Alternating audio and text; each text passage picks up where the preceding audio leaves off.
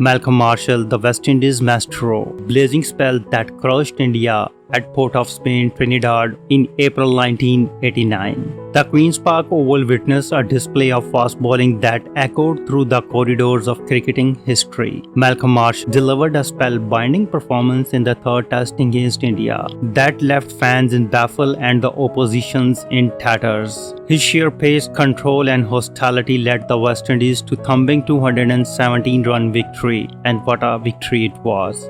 So if you are a cricket lovers, take a moment to rewind the clock, relive that unforgettable spell. Watch again how Malcolm Marshall ran in from his mark, eyes focused, arms pumping, unleashing deliveries that made up the stumps dance. Malcolm Marshall's 11-wicket haul at Port of Spain, a spell of pure devastation from the greatest to ever do it. And the next change, Malcolm Marshall, the man who broke the test record for the West Indies in the Barbados. Marshall again. That's a nick. Just beats Dujon, the keeper, probably outside the arc of his reach, and well, did it reach Vivian Richards? I don't think it did, Tony, but Vivian Richards did amazingly well to actually pick this up cleanly with a diving form of Dujon in front of him, and the half volley. That really was a fine stop by Richards. 27, we're in the 14th over. Marshall to Sidhu. Oh, that beats him. Just moves away. Well, this man Marshall, he really has tormented so many batsmen. I don't think Sidhu fancies it too much. Head's over the ball, but his feet are nowhere near in line. Marshall again. Oops, it's all over. It is all over. A little war dance by Marshall, and Sidhu finds the ball coming back this time off the wicket, in towards him, and over they go. So the first wicket falls, Sidhu bowled Marshall for 11, and that's a very important breakthrough for West Indies. Well, what a good ball this was. It's like a fast medium off break, and Sidhu just had no counter. It took him a long time to get started. This is Marshall. Gets a bit of luck there. Not the easiest pitch to play on.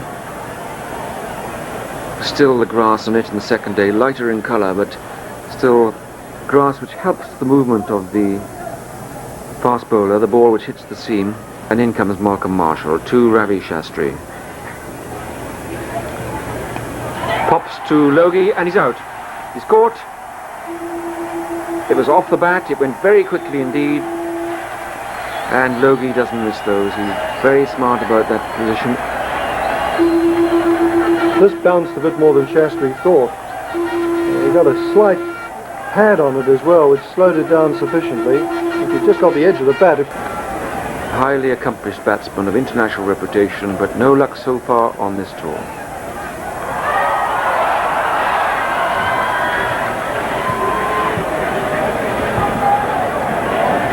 Rather a quick delivery to start off from Malcolm Marshall. And that ball, from the time it's a no ball, from the time it leaves the hand till Dujon gets a glove to it, is inside half a second. Trouble. And there's a very strong shout there for LBW.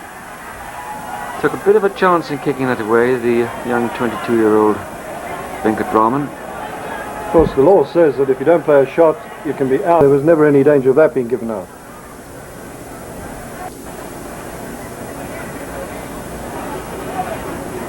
And it's an edge, and it's caught. So Aaron Lal, after a long fighting innings, is caught by Richards at first slip.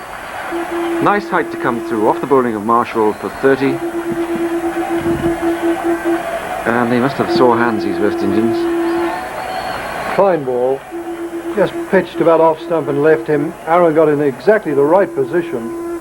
And Viv Richards, who's got very good hands, little and sore hands, probably has been awarded a flag for that catch. Straight into the mitts. Or a flag day. That's a colourful sight. 61 for 4. And India are in real trouble. Remember, they're pursuing 340, in which West Indies got in their first innings. But it was a good performance by Aaron Lau. You need courage to play against these big fast bowlers, especially with the encouragement they get from that noisy crowd. Sanjay Manjrekar, highest score there, 108. That was in the second test match. Here comes Marshall. That's well played. Ball just hopping a bit.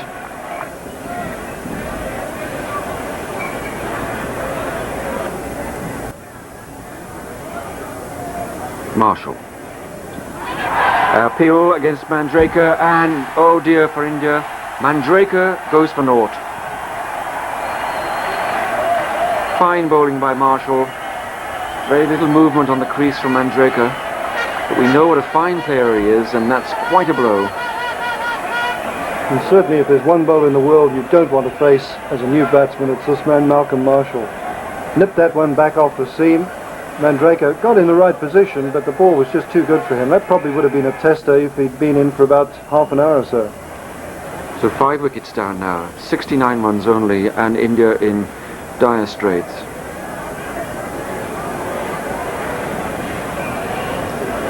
This is Kapil Dev facing Marshall. Oh. Well, Kapil always looks very relaxed, or is it lethargic? It's very difficult to tell which mission he's on. This nearly got through, didn't it? Didn't bounce very high, came back like an off break, and Kapil just got down on that in time.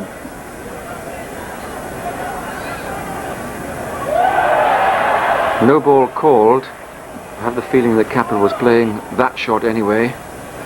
Ball just moving slightly in the air, or maybe off the pitch, but certainly leaving the bat. And this is the wicket that West Indies really want, because Kapil is still, even though he might be in the twilight of his international career, a very fine striker of the ball.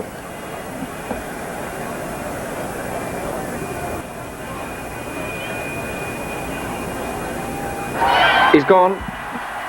He'll do well to smile now. Malcom Marshall, lovely teasing length outside the off stump, and Kapil, of course, irresistibly Kapil Dev has to play an attacking shot. Flicks the outside edge of the bat. And not quite in the right position. But if you stop him playing shots like this, then you stop one of the great entertainers in the world of cricket. Just carrying the Dujon. Indication that the pace is going out of the pitch a bit. It's not coming out. More than one barrage of short, fast bowling from these boys. Here's Marshall.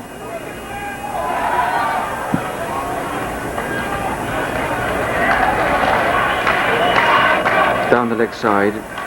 No problem for Kieran Murray. Marshall a little bit of annoyed with... And now it's Malcom Marshall.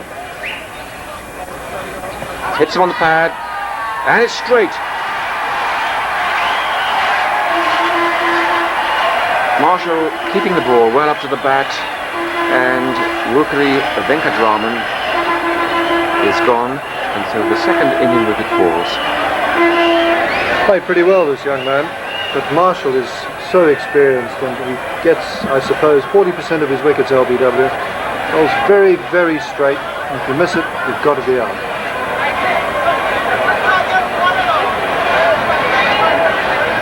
Saka faces Marshall. Oh, an appeal, not out.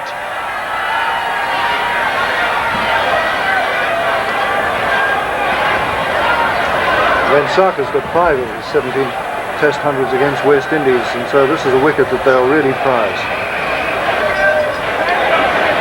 Sanjay Manjrekar is the incoming batsman, the young man who got a century in the first innings of the Barbados test match. So Shastri gone for 5, it's 64 for 3, and here comes Marshall to Manjrekar. Oh, it's low, it struck him, and it's out. What a tragedy for Manjrekar. LBW to Marshall for 1, and the 4th wicket goes down. There's nothing you can do when things are going against you. Shastri got one that lifted from the other end. This one shot along the ground, and that hit him, what, 6 inches above the ankle? Absolutely unplayable.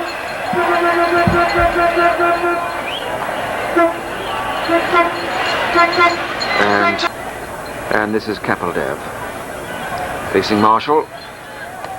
Good strong shot, typically Kapil. That'll be 4 runs.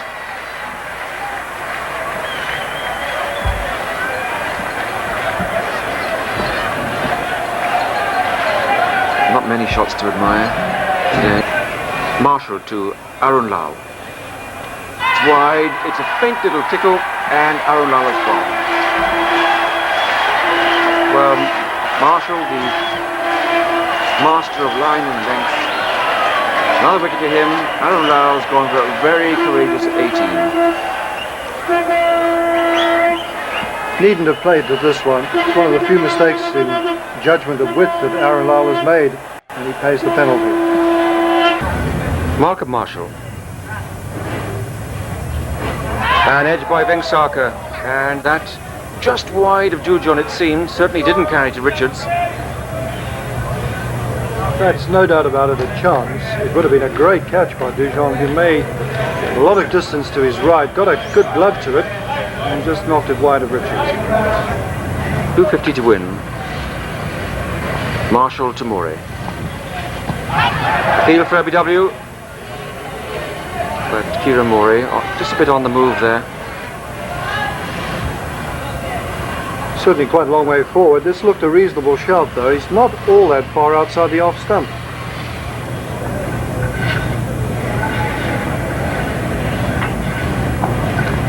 Oh, strikes him on the pad, and well, it must have been very close indeed. One of those we've seen in this match that keeps a little low.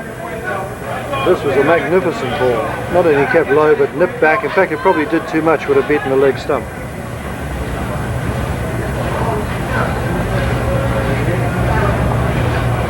And that's another close shot. It's given out this time. Well, Kieran Murray thought he was far enough outside the off stump to be safe. But you can be given out if the umpire thinks the ball's hitting the stumps. But we really are watching the last rites. Marshall again.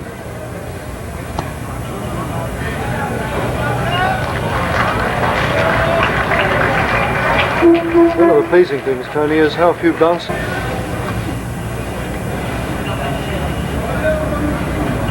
Marshall to Vengsarkar. Oh, another good ball. And Vengsarkar is a really good player. Just playing himself into much better form, and yet Marshall is that much better than him this time. Like a quick leg break. Even a great player like Vengsarkar could. Oxley, but the end result is the same, can't deny that. Using the feet to Malcom Marshall is must be a new fashion.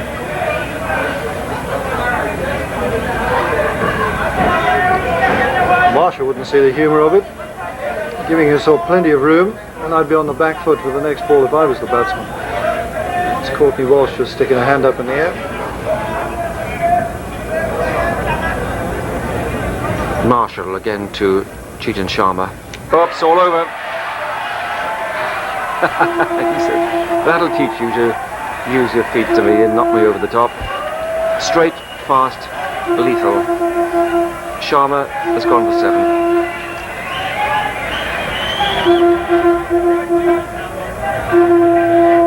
There's quite a spirit of camaraderie between the opening bowlers. Chetan Sharma is the opening bowler for India. Marshall, of course, the great. Narendra Hirwani is the last man.